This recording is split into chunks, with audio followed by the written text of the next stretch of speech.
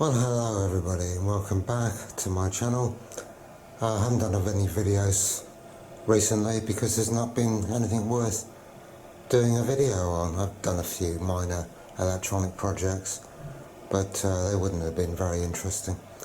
And the only other things I've been up to is I picked up this bike on Saturday from a friend who lives near Stow-on-the-Wold.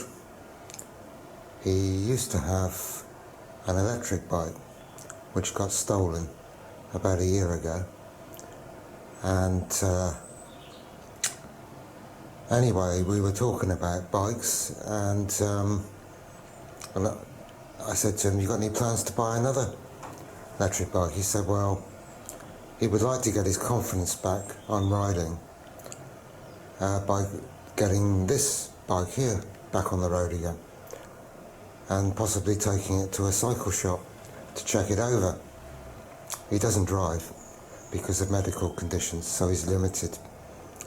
That's why he had the electric bike in what he can do, and he's in a very isolated spot. So having had that electric bike stolen, he thought it would be a good idea just to try and get out on this one.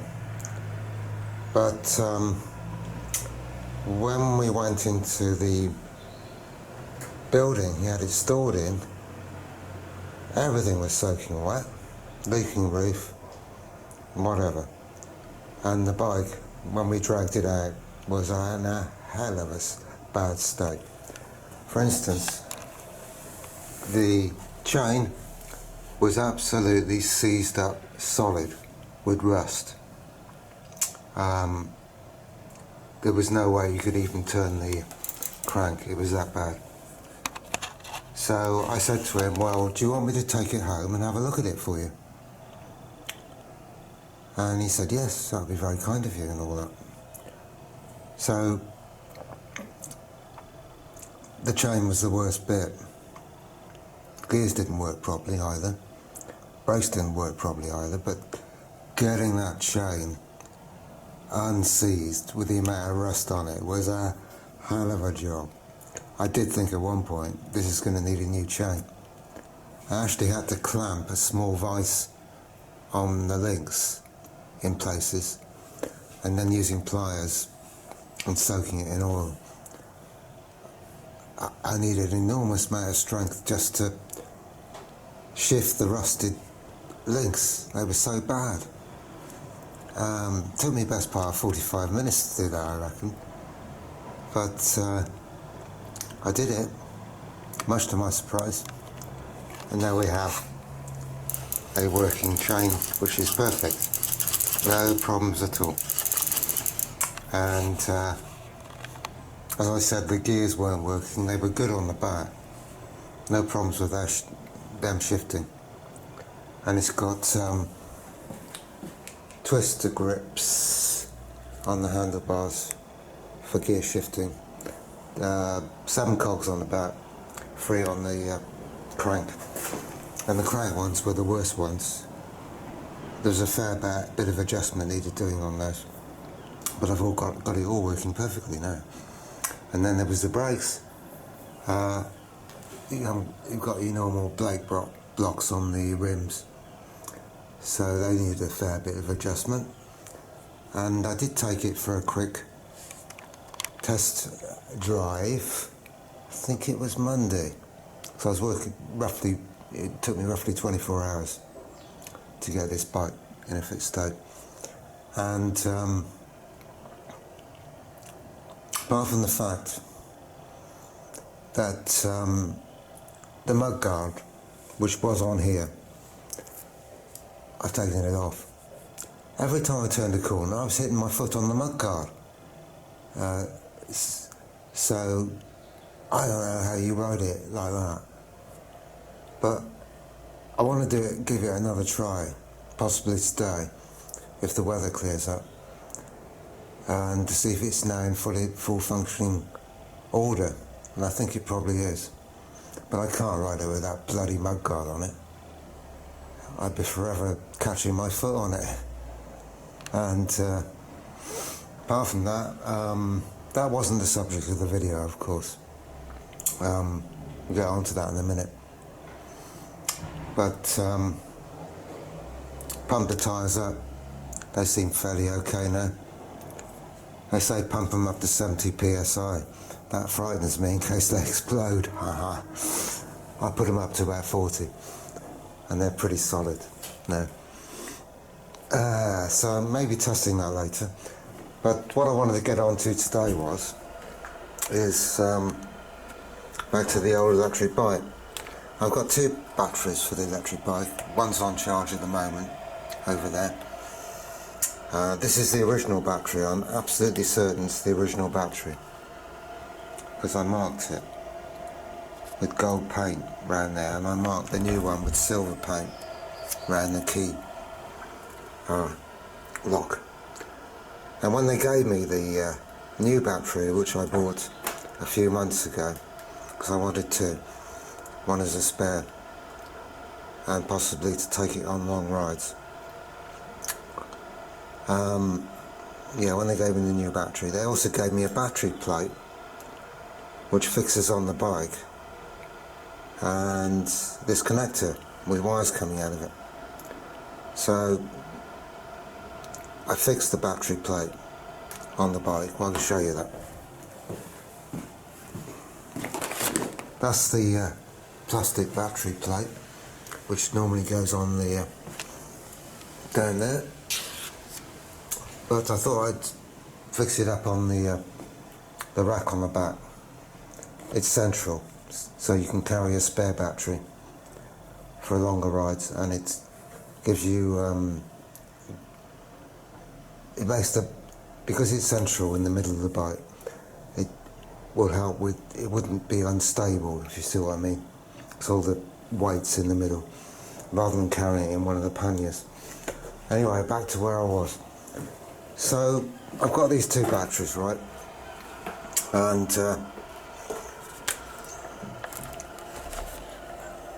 this one is the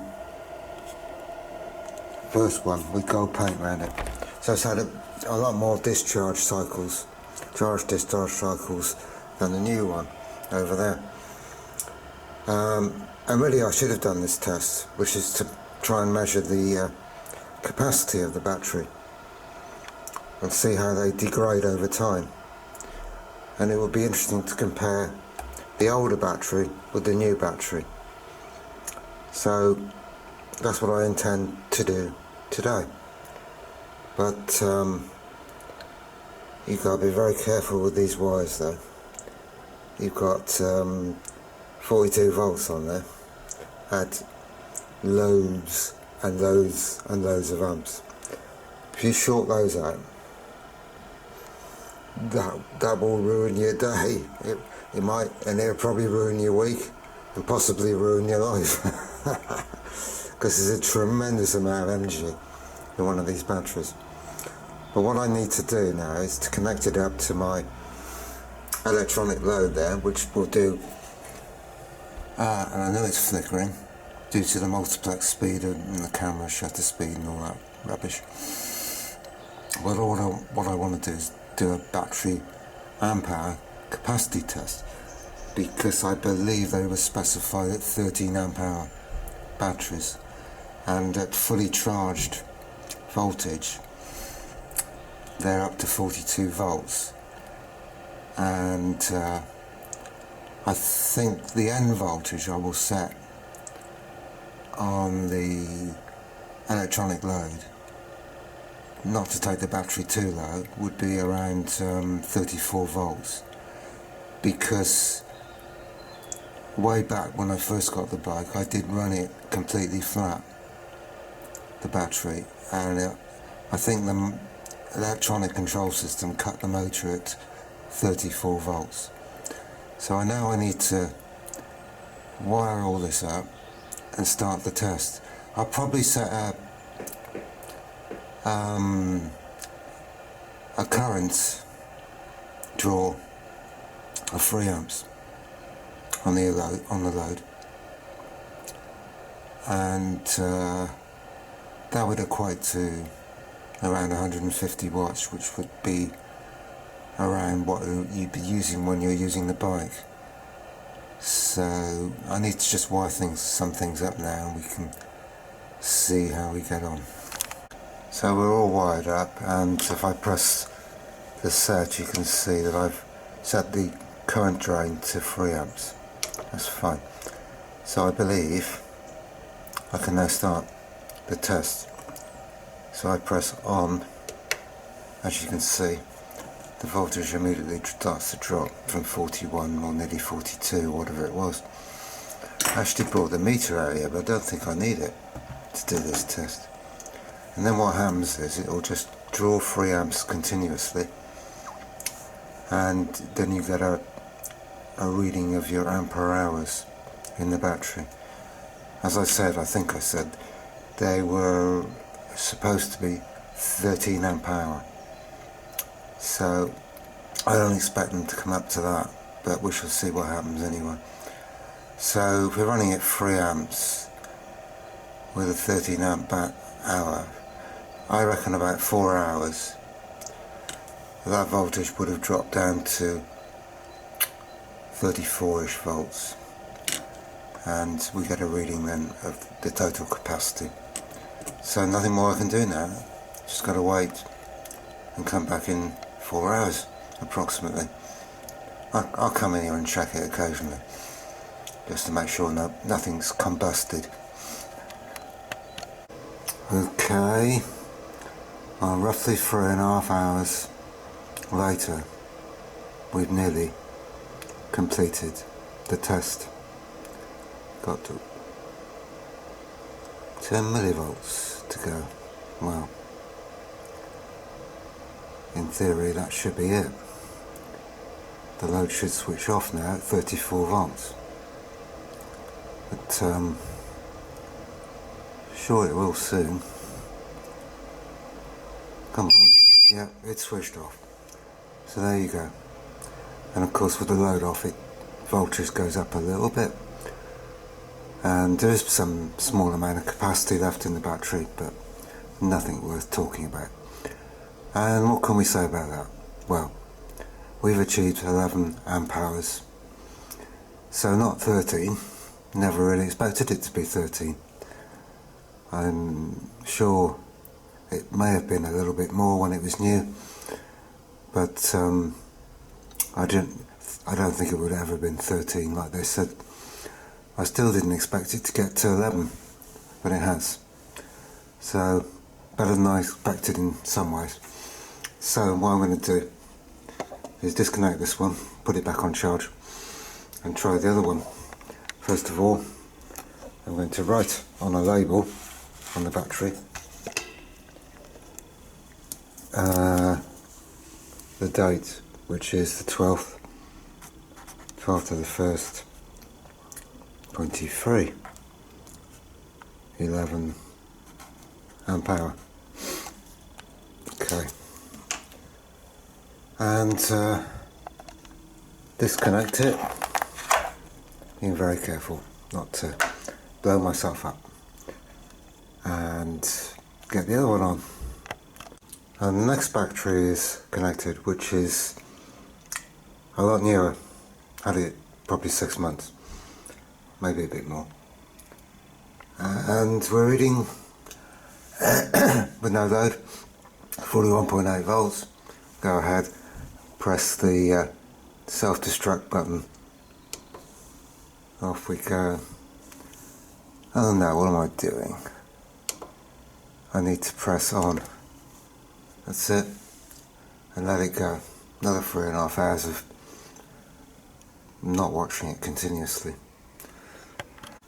So here we are. It's the next morning. The battery capacity test actually finished about 7 or 8 o'clock last night. But due to the fact I was under the influence of alcohol, not excessively, but enough to put me off finishing the video off, and it was cold out here in the garage. So what do we conclude from this then? Well, we've got a capacity test on this one of 11.1, so almost identical to the older battery. What can we conclude from that? they're both the same basically. But all this is a bit meaningless. I should have tested these batteries when they were new, but it gives me some idea anyway of what their capacity is. So nothing more to do really. I better write it down on the label. 11.1, what's the date? 13th of the 1st, 2, 11.1 amp hour. So I can get that one back on charge, and that I think concludes the video. I must say this electronic load is very good. How they came up with that name, I do not know. Kunkin. I think they could have found a better name for it, but the Chinese just do the best they can, I suppose. But it's a good load for what it costs. It's only the 20 amp version. I have no need for the 40 amp one. So that's the end of my ramblings. Thanks for watching, if you did. Bye for now.